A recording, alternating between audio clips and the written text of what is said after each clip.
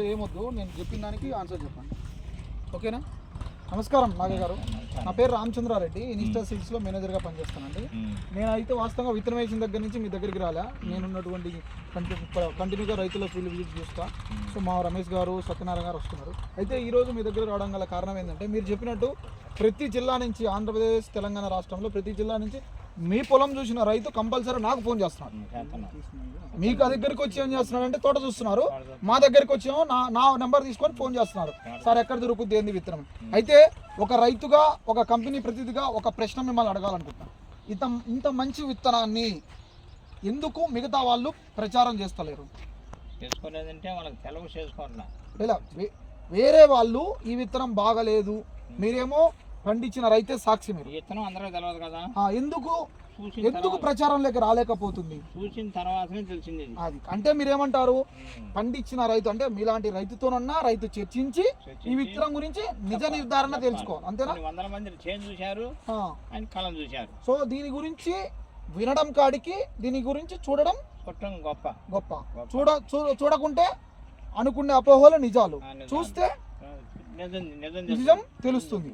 ఇది చూసారా? కొంతమంది ఏమంటారంటే, తెలియని వాళ్ళు మీరేమంటున్నారు, నాకు 14,000 చిల్లర పోయింది ఆ కంపెనీ అంటారు. 14,600 రూపాయలకు మీరు బాండ్కి ఇచ్చినారు, కానీ బయట ప్రపంచంలో ఏంది, మార్కెట్ లో తక్కువ పోతుంది. అయితే ఇది మీకు వేరే కంపెనీ వాళ్ళు బాండ్కే 14,600 ఇచ్చినారంటే, దీంట్లో ఉన్న గొప్ప విషయం ఏంది, వాళ్ళు ఎందుకు నచ్చింది విత్తనం? క్వాలిటీ బాగుంది, రంగు బాగుంది. ఈ రెండు కారణాల వల్ల. ఇంకోటి ఏమంటే, మందులు కొట్టే విధానం తక్కువ ఉంది కాబట్టి. సో నేనేమంటున్నా అంటే, మీరు ఇంత పెద్ద రైతు వేరే రైతులకు ఇచ్చేటటువంటి సందేశం ఏంది ఒక విత్తనం గురించి? నేనేమంటున్నా అంటే, రైతుతో మాట్లాడి విత్తనం ఎంచుకోవాలన్నా, రైతు పొలం చూసి విత్తనం ఎంచుకోవాలన్నా? రైతు పొలం చూడాలా, కాయ చూడాలా, రైతుతో మాట్లాడిన తర్వాత తీసుకోవచ్చు. ఇవి ఏది చేయకుండా ఒక విత్తనము వేసుకోవచ్చు. ఇవి ఏవి చూడకుండా ఒక విత్తనాన్ని అలా అంట ఇలా అంట అపోహలతోటి అబంధపాలు చేయరాదు, అంతేనా కదా? నీకు నమ్మకం లేదా, నమ్మకం నీకు నమ్మకం కావాలంటే పండించిన రైతుతోటో, లేకపోతే ఆ పండించిన రైతు పొలం చూసిన రైతుతోటో, లేకుంటే ఇవి ఎన్ని సాధ్యపడనప్పుడు, ఏది ఇప్పుడు ఇంకా 2 నెలలు ఉంటే ఏది సాధ్యపడదు. సో ఇది ఎన్ని సాధ్యపడనప్పుడు కనీసం మీరు నాగయ్య గారు ఉన్నారు, మీ నెంబర్ కన్నా ఫోన్ చేసో, లేకపోతే ఇతరత్ర ఏ జిల్లాలలో రోజు 100 మంది ఫోన్ చేస్తారు. సో ఇలా ఫోన్లు చేసి అన్నా తెలుసుకోవాలి, తెలుసుకొని మాత్రమే ఈ విత్తనం గురించి నిజ నిర్ధారణకు రావాలి. 2-3 వేల మంది రైతులు చూసిపోయారు. సో మీరు రైతులకు చెప్పే సందేశం ఏంటి ఇప్పుడు, మీరు చెప్పండి. వేసుకోమని చెప్తాను, అంతే. బలమైంది గ్యారంటీ ఇస్తారా ఈ విత్తనానికి మీరు? నేను ఇయ్యను గ్యారంటీ. నువ్వు ఏ విధంగా గ్యారంటీ ఇస్తావు? నా పొలం చూసినాం కాబట్టి. ఏం నచ్చింది కాబట్టి గ్యారంటీ ఇస్తున్నావు? నచ్చిందని కాయ కాసింది, కాయ బాగుంది, దొప్ప రాదు, నల్లి రాదు. దొప్పర అంటే అందరికి అర్థం కాదు బాబాయ్, వైరస్. నేను గ్యారంటీ ఇయ్యను, నువ్వు ఇస్తావా బిస్మాకి?